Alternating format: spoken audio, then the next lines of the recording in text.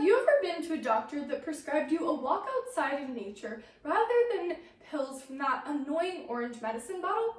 Well, according to a speech given by Dr. Nushin Razani on April 16, 2016, titled Prescribing Nature for Health, Americans only spend 7% of their daily lives outside in nature. In fact, when I asked you earlier in the semester how long you spent time in nature, some of you said that you didn't spend a lot of time in nature at all. Today I'm going to inform you about a relatively new branch of medical treatment, no pun intended, called ecotherapy. Simply stated, ecotherapy is a form of medical treatment that requires one simple task: a walk outside in nature.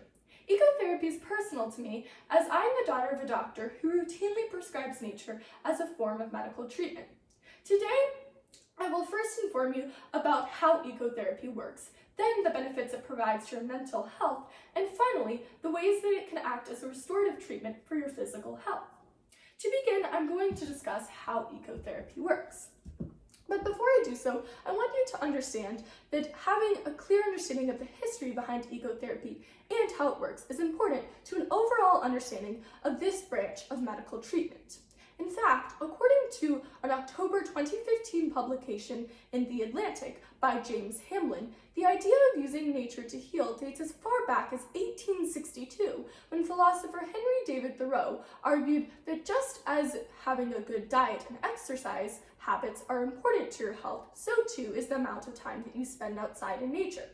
But perhaps you're wondering, how does ecotherapy actually work? Well, the plants outside emit small invisible chemicals into the air called phytoncides.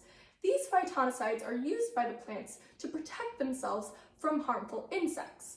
So when I learned about this, I was slightly concerned because I wondered, if I spent time outside in nature, was I breathing in these chemicals? And in fact, I was. This made me wonder, could these chemicals be harmful to me? And perhaps you wondered the same thing. But I was relieved to know that these chemicals are not harmful to human health at all, but rather they're an important factor in ecotherapy. Now I'm going to move into my discussion on how ecotherapy can benefit your mental health. Ecotherapy can benefit your mental health in a variety of ways, and it can improve your mood. For years, I personally struggled with my mental health, but more specifically anxiety. And as I stated earlier, my father routinely prescribes nature to his patients, and I will forever and always be one of my father's personal patients. But these are not just my own personal experiences. In fact, according to an article published on July 14, 2016 in Time magazine by Alexandra Stifferlin, the National Academy of Science reported that if people spent 90 minutes outside in nature, they could see a decrease in the level of activity in their brain associated with depression compared to people who spent time in a more urban area. But let's say the depression is not of much concern for you. What else does ecotherapy provide to your mental health? Well, according to an article published on WebMD.com by Carol Sorgan on June 19, 2013, spending just 5 minutes outside in nature can help increase and boost your mood, self-motivation, and self-esteem. In addition, Ms. Sorgan reports that being outside, but more specifically in the light, can help increase your levels of serotonin.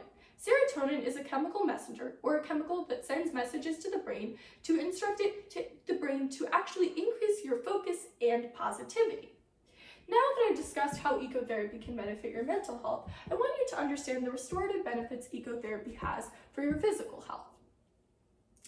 Ecotherapy can actually increase your amount of cancer-fighting cells within your body and help improve the condition for patients suffering from high blood pressure. When I learned that ecotherapy could increase the amount of cancer-fighting cells within your body, or natural killer cells, commonly referred to as NK cells, I was very surprised.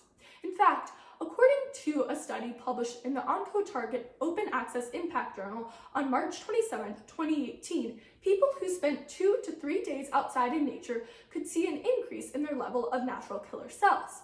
In fact, this study found a direct correlation between the amount of phytoncides in the air and this increase in natural killer cells. But I was also very surprised to learn that ecotherapy can help improve the condition for people suffering from high blood pressure. In fact, according to the Time magazine news article as referenced earlier, published on July 14, 2016 by Alexandra Stifferlin, 1 in every 3 Americans suffers from high blood pressure. And of these Americans suffering from high blood pressure, 10% of them could get their high blood pressure under control if they spent just 30 minutes outside walking in nature. Now, I initially thought this was a small number, but in fact, this means that 9 million Americans could get their high blood pressure under control if they simply walked outside for 30 minutes. Now that I have told you about the physical benefits of ecotherapy, I want you to remember everything that I've said within this speech. First, I explained how ecotherapy works. Then I provided examples of the benefits it provides to your mental health. And finally, I discussed the benefits it can provide to restore your physical health. But I want to leave you with one last thing. The next time that you spend time in nature, think about all that it has to offer, and that perhaps it could replace one of those orange medicine bottles sitting at the top of your medicine cabinet. Thank you.